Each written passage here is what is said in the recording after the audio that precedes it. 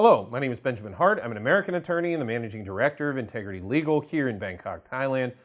As the title of the video suggests, we're discussing nomads, expats, and immigrants. And why am I talking about this? Well, when you go out into the vast ocean of content that is YouTube, it seems to me that there are sort of three layers, if you will, to sort of the travel space. And maybe I should have changed this title to Travelers, Nomads, Expats, and Immigrants. Maybe that's what we'll call it. I don't know. But, you know, travel videos are kind of what they are. It's folks that go on vacation, they do some videos. They may talk about how they came in, maybe some visa process, but it's kind of a traveler thing. So we'll just kind of set that aside. The main thrust of this video is nomads, expats, and immigrants, because there is an element of, at least, I hate to use such an oxymoron, but it doesn't seem to fit any other way. There seems to be an element, at least, of a kind of temporary, at least, permanence. Now, to one degree or another, I think each of these terms has a level of permanence unto itself and a kind of an objective notion of permanence that may vary from description to description. So what am I talking about here? Well, for example, a nomad is, in my opinion, someone who they're constantly sort of on the move. But that is their permanent lifestyle choice, if you will. They've chosen to be on the move, sort of perpetually. I remember 10, 15 years ago reading stuff on the internet. It was kind of before the whole nomad term kind of caught on and became ubiquitous. There was this other term I remember reading called perpetual traveler, PT. It was a perpetual traveler. You just kind of constantly remain on the go. And when I say kind of permanence associated with that, these folks seem to be, they're looking for, you know, they're on the move, sort of constantly, or they have no problem picking up and leaving if a place they're at no longer suits their needs, or they feel like it's not what they want anymore. They kind of are on the go. Expats are a little bit more permanent wherever they're at in a true, in my opinion, for lack of a better term, in a truly objective sense of the term, especially compared to nomads, where I kind of look at these folks as folks that have gone to a country from their home country generally, or maybe they've gone through another place, but they did some time there.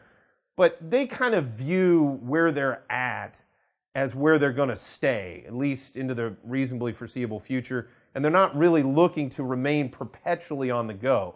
They're just a transplant from their home country to the new country.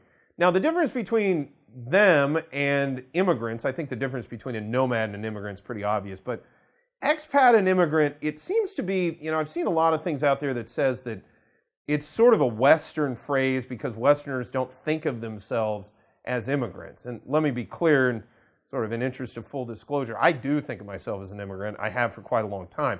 I did not necessarily think that way when I first came abroad.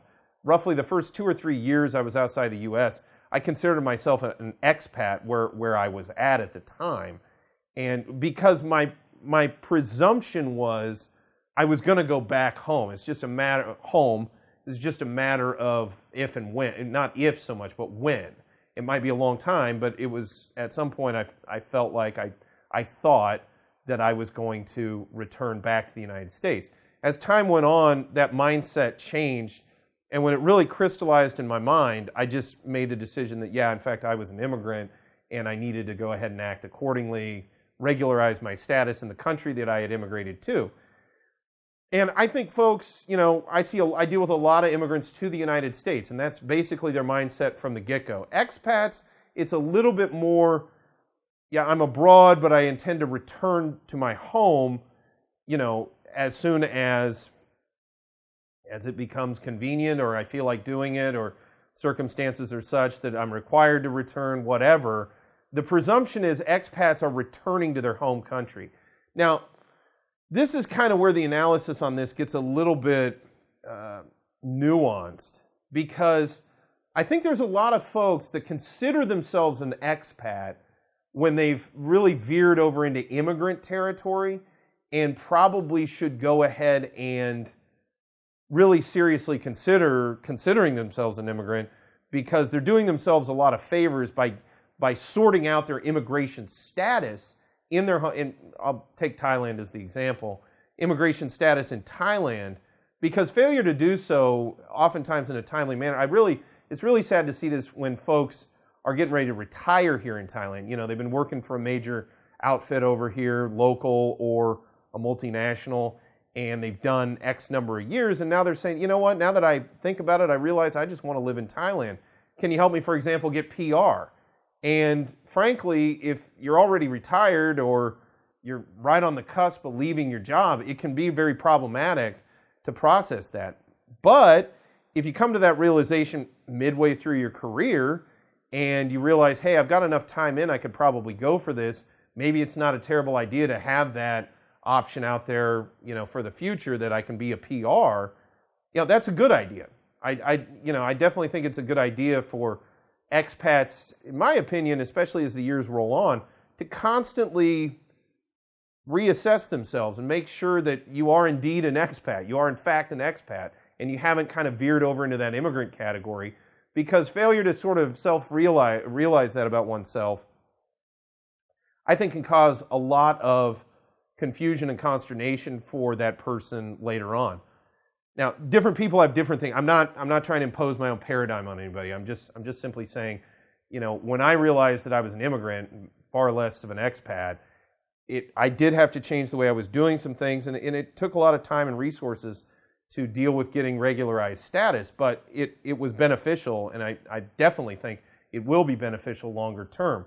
You know, nomads, right now, probably Thailand is not going to be one of the places that a lot of nomads are really going to flock to, at least right this minute. The government is trying to do some things to lure in so-called wealthy or VIP nomad kind of folks, and they may in fact end up luring some of those folks in.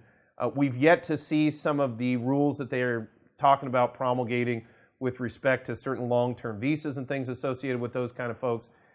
Again, all of that remains to be seen. On top of that, I do know that the nomad types are a little bit less inclined to deal with things like the really cumbersome certificate of entry process we're currently dealing with, which we're hoping will probably be streamlined sooner rather than later. So I suspect nomads aren't going to be overly attracted to Thailand here in this last quarter of 2021, but as 2022 dawns, we may see things change rather quickly. And as we've seen over the course of the last roughly 18, 20 months, things can change rather quickly, sometimes for the worst, hopefully moving forward for the better.